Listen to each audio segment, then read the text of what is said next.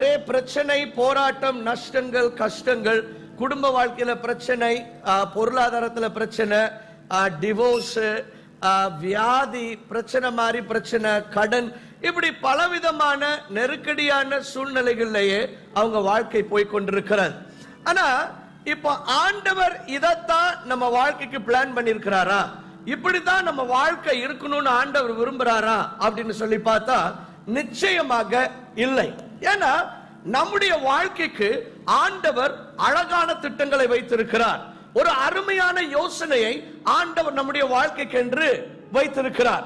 இந்த டைரக்டர்ஸ் எல்லாம், movie directors எல்லாம், திரைப்பட டைரக்டர்ஸ் என்ன பண்ணுவாங்கன்னா, அவங்களுடைய மொத்த படத்துக்கும் ஒரு ஸ்டோரி போர்ட் கிரியேட் பண்ணுவாங்க. ஸ்டோரி போர்ட்னா என்னன்னா, ஒவ்வொரு சீனும் எப்படி இருக்க போகுது அப்படிங்கறத முதவே அதை வரைஞ்சிருவாங்க. இதுதான் ஃபர்ஸ்ட் சீனு, இதுதான் ரெண்டாவது சீனு, இதுதான் மூணாவது சீனு, அப்படி ஒவ்வொரு சீனையும் வரைஞ்சிருவாங்க. இப்படிதான் இருக்க போகுது.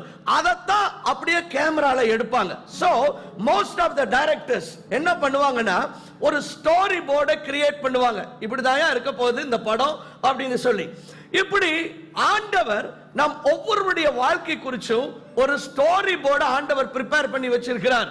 உனக்கு 10 வயசு இப்படிதான் இருக்க போகுது, ஜூன் 6ஆம் தேதி இப்படிதான் இருக்க போகுது, 11 வயசுல இப்படிதான் வாழ்க்கை இருக்க போகுது, 20 வயசுல உன் வாழ்க்கை இப்படிதான் இருக்க போகுது, 30 வயசுல இப்படிதான் இருக்க போகுது, 50 வயசுல இப்படிதான் இருக்க போகுது, 60 வயசுல இப்படிதான் இருக்க போகுது, 80 வயசுல இப்படிதான் இருக்க போகுது. இப்படி ஆண்டவர் ஒரு அழகான ஸ்டோரி போர்ட ஆண்டவர் ஆயத்தம் பண்ணி வச்சிருக்கிறார். வசனம் சொல்லுகிறது, ஆண்டவர் தம்முடைய உள்ளம் கைகளிலே நம்மை வரைந்து வைத்திருக்கிறார்.